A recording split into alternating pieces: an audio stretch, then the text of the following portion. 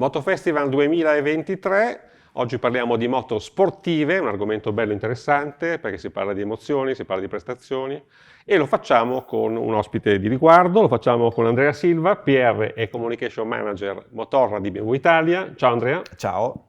E perché abbiamo scelto BMW? Beh, insomma è facile dirlo perché è la casa che quest'anno si è più impegnata nel settore delle super sportive, insomma un filone ormai abbastanza standardizzato, stabilizzato, no? Per tutta una serie di ragioni, invece voi state spingendo forte, insomma. E quindi cosa avete portato quest'anno? Diciamo che sì, qualche novità l'abbiamo portata. Quest'anno abbiamo rivisto la gran parte della gamma dei 4 cilindri in linea di 1000, quindi quelle che per noi è la famiglia S e M nella declinazione più sportiva motorsport, dove abbiamo lanciato la S1000RR nuova che compie un bel passo in avanti rispetto alla precedente. Abbiamo presentato poi la Hypernaked M1000R e la super sportiva derivazione Superbike M1000RR. E questa è una storia che inizia un pochino nel 2009, se non sbaglio, con la prima S1000RR, insomma è stato quindi un'entrata in grande stile da parte di BMW nel mondo delle supersportive, dove insomma mancava, no? Non c'era mai stata una moto così di livello elevato, tra i 4 cilindri. Sì, è stata una novità su cui abbiamo lavorato, abbiamo introdotto nel 2009, puntando a proporre sul mercato una moto di prestazione assoluta, ma che fosse alla portata del pilota medio. Quindi abbiamo sviluppato questo progetto che da un lato voleva essere una moto con un motore, una potenza da riferimento, dall'altro doveva essere una moto con una ciclistica e una tecnologia di bordo che permettesse di divertirsi a chiunque, non solo al pilota super esperto. Quindi una moto da 200 cavalli resa facile è stata una sfida che siamo riusciti a vincere non solo grazie a una qualità ciclistica indubbia, ma anche alla scelta di aver introdotto dei sistemi elettronici di Certo. assistenza alla guida votati non tanto, meglio dire, non solo all'utilizzo su strada, ma anche all'utilizzo su pista. Quindi abbiamo visto debuttare su una moto di serie tutte quelle tecnologie che fino al giorno prima erano ad appannaggio esclusivo del mondo delle competizioni. Certo, e non solo, poi quella moto è fatta da piattaforma poi per altri modelli, no? Perché poi è arrivata dal 2013 in avanti la Naked, quindi la S1000R, e poi anche la XR, La quindi la crossover. quindi insomma è stata una base di sviluppo molto importante. Però di fatto poi insomma questi modelli abbiamo visto che sono evoluti tanto, è arrivata poi la versione Shift Cam per il motore, l'elettronica si è sviluppata ancora di più, insomma è andato verso un indirizzo di specializzazione molto spinta, che ormai era inevitabile peraltro, no? Quindi e da qui siamo arrivati ad avere le moto di quest'anno, insomma, che sono... E da qui siamo arrivati ad avere le moto di quest'anno. Durante diciamo, il processo di evoluzione dell'S1000RR abbiamo visto anche le versioni HP che Giusto? rappresentavano la declinazione più sportiva, più pregiata della sportività secondo BMW, versione HP che poi dopo le recenti scelte di brand hanno lasciato spazio alle versioni M, perseguendo la filosofia in comune alle 4 ruote.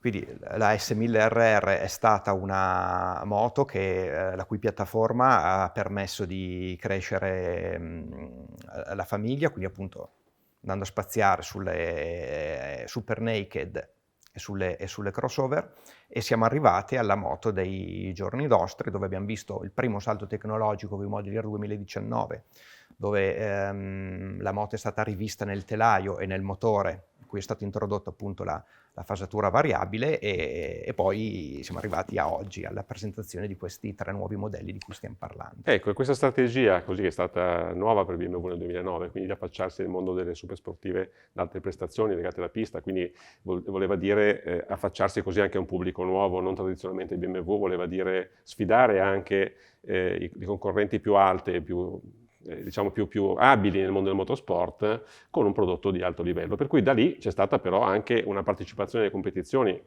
sempre molto importante, no? Che poi c'è stata la Superbike, ma soprattutto ci sono stati i campionati un po' in tutto il mondo dedicati alle derivate di serie. Assolutamente sì, fa parte di una strategia che comunque vede al centro il cliente, nel senso che dopo la fase iniziale in cui tra l'altro Superbike è un progetto che in Italia fa particolarmente piacere perché è nato proprio in Italia per poi essere adottato centralmente. Nel corso degli anni, una volta consolidato il prodotto e la strategia, la scelta di BMW è stata chiara, è stata quella di orientare gli sforzi anche nel mondo delle competizioni al cliente. Quindi, oltre a calcare le scene delle più importanti competizioni internazionali, i nostri sforzi sono rivolti ai privati, quindi team privati, clienti privati che concorrono nei campionati nazionali e internazionali, tanto è che in Italia, qualche anno fa, abbiamo deciso di creare una struttura che desse questo tipo di supporto ai clienti impegnati nei campionati nazionali. Esattamente, e poi mi pare che avete vinto le ultime 2 edizioni del National Trophy in Italia, giusto? Sì, le ultime 2 edizioni le abbiamo vinte grazie alla M1000RR, sono vittorie che per noi sono importanti, perché la derivazione della moto da corsa con la moto di serie in questi campionati è fortissima, e quindi è assolutamente in linea con quella che è la nostra visione di cui ti parlavo, quindi dare un grande supporto al cliente che prende la M1000RR, la S1000RR e la trasforma in moto da gara per poi utilizzarla nei campionati. Senti, BMW è, diciamo, forse insieme a pochissime altre case così presente nelle moto supersportive e anche diciamo, quelle che sono le Street Fighter d'alte prestazioni, perché l'ultima M, insomma, ha cavalli veramente in grande quantità, 200 cavalli mi pare, no? 210, 210 sì. addirittura, quindi figuriamoci, 210 cavalli su una naked con poi winglet e tutto il resto, quindi ecco, da un punto di vista proprio della, diciamo, della filosofia di BMW, quindi questa forte presenza del mondo del motorsport e poi della sportiva di serie, come si giustifica? Visto che voi comunque siete famosi per le GS, per il Gran Turismo, insomma, quindi c'è anche un ruolo probabilmente anche diverso delle sportive. Innanzitutto siamo presenti in questi settori perché è il mercato che lo chiede. Abbiamo visto che c'erano gli spazi, il brand nel DNA sicuramente ha radicato queste caratteristiche e seguendo la naturale evoluzione delle famiglie di prodotto non potevamo non arrivare in questi segmenti. A sua volta all'interno delle famiglie sportive noi abbiamo la possibilità di differenziare i prodotti, diciamo, in due famiglie più grandi, quindi le super sportive e le M, dove le super sportive, che identifichiamo con la lettera S, hanno una derivazione super sportiva, ma con una grande considerazione per l'utilizzo stradale. Invece le M, in linea con quelli che sono i valori del brand M, sicuramente vede prodotti che durante lo sviluppo hanno chiaramente privilegiato l'uso in pista o l'utilizzo più estremo. Questo lo vediamo non solo sulle Double R, ma anche in modo leggermente diverso anche sulla Hyper Naked, dove abbiamo una S1000R che sicuramente è sviluppata con un grande focus sull'utilizzo stradale e una M1000R che per prestazioni, scelte tecnologiche, sistemi di bordo strizza l'occhio anche al weekend passato in pista a darci dentro. Andarci dentro e divertirsi, perché poi lo scopo delle sportive È quello. È quello, è quello. Ecco, diciamo brevemente che cosa è stato introdotto nell'ultima S1000RR e poi nella M1000RR, diciamo che poi sono appunto novità 2023. Sì, la S1000RR segna un'ulteriore evoluzione rispetto alla S1000RR dei Model Year 2019, quindi se da un certo punto di vista manteniamo alcune linee progettuali comuni come il telaio flex frame, che viene ulteriormente rivisto in diversi suoi dettagli, e il motore che mantiene la fasatura variabile, possiamo vedere un incremento di prestazione significativo del motore, senza compromettere gli aspetti di guidabilità su strada, così come vediamo debuttare tutta una serie di dispositivi di ausilio al pilota, come lo slide assistant o il brake slide assistant, che sono i dispositivi che permettono di controllare la derapata in uscita di curva e quella che noi chiamiamo spazzolata instaccata all'ingresso in curva, grazie a nuovi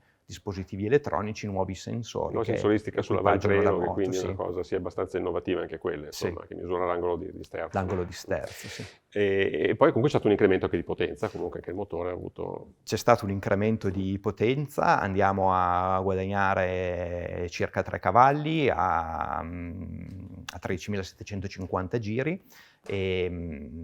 senza perdere appunto la curva di coppie e la schiena, che è una delle caratteristiche che ha permesso a questa moto di farsi maggiormente apprezzare dal mercato, sia per chi la guida prevalentemente su strada, sia per chi si va a divertire in pista.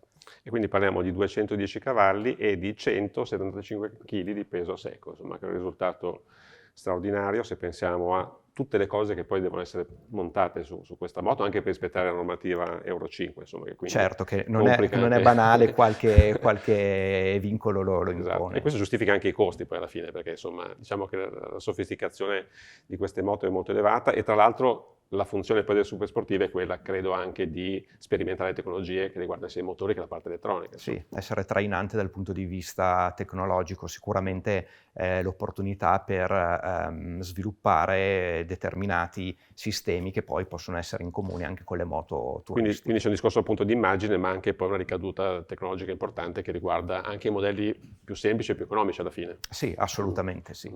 Ecco, mentre invece la M1000RR è stata anche questa rivista nell'aerodinamica e in altre, insomma, no? Sì, l'aspetto principale sicuramente è l'aerodinamica e l'aspetto di dotazione elettronica, che riceve un upgrade rispetto a una moto che comunque è recente come progetto, perché l'M1000RR è stata presentata nel 2021 di fatto, è stata presentata nel 2020 per poi arrivare sul mercato nel 2021. La ricerca aerodinamica è spinta, i benefici, i vantaggi che porta anche in termini di cronometro, le modifiche aerodinamiche fatte sono tangibili, e introduce una serie di dispositivi che sono volti a migliorare la prestazione, quindi non solo dotazioni a livello di winglet che aumentano il carico generato dalla velocità della moto, ma anche se pensiamo all'avantreno, i dispositivi che abbiamo per raffreddare i freni e quant'altro, quindi tutto di serie, è un ulteriore step che viene dato a un progetto che era nato già bene e ci auguriamo possa crescere sempre meglio. Che poi esiste anche un pacchetto competition poi addirittura per quel modello, quindi alziamo ancora di più l'asticella.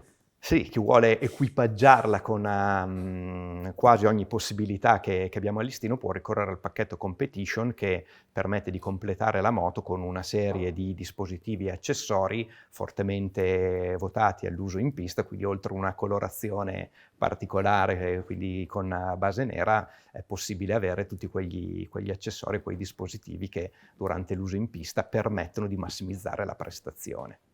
Benissimo, quindi abbiamo le moto da pista, ma anche le moto da godere su strada, quindi derivate dalle moto pistaiole, ma con un manubrio un pochino più alto, naked, che poi a volte non sono così naked perché un po' di accorgimenti aerodinamici ce li hanno, e vediamo un po' di capire quali sono, senza scendere troppo nei dettagli, le differenze fra S1000R e M1000R. Allora, le differenze tra la S e la M, parlando della Nuda, sono abbastanza rilevanti, perché dal punto di vista del motore la S1000R mantiene il motore che abbiamo visto sulle passate edizioni, che permette di erogare una potenza di oltre 160 cavalli, però sulla versione M che debutta abbiamo il motore della nuova S1000RR che di cavalli ne eroga 210, quindi differenze sono significative. Poi c'è una differenza a livello di componentistica per quanto riguarda il telaio, l'impianto frenante, come giustamente hai detto, l'aerodinamica, perché nude sì, ma lo studio aerodinamico che c'è alle spalle è veramente importante per garantire non solo la prestazione ma anche il comfort del pilota, e quando le potenze diventano così alte, così rilevanti, è importante non tralasciare nessun tipo di dettaglio. Certo. E anche perché appunto le supersportive ormai sono relegate alla pista fondamentalmente, poi su strada non si riescono a godere in maniera così facile, mentre invece abbiamo visto queste roadster o street fighter, come le vogliamo chiamare, insomma, piacciono e tanto. Bene, questo bel viaggio nel mondo delle sportive BMW l'abbiamo fatto, è stato molto interessante, credo anche per voi. Io vi ringrazio per averci seguito, ringrazio molto Andrea Silva. Grazie a te. E vi raccomando di seguirci ancora.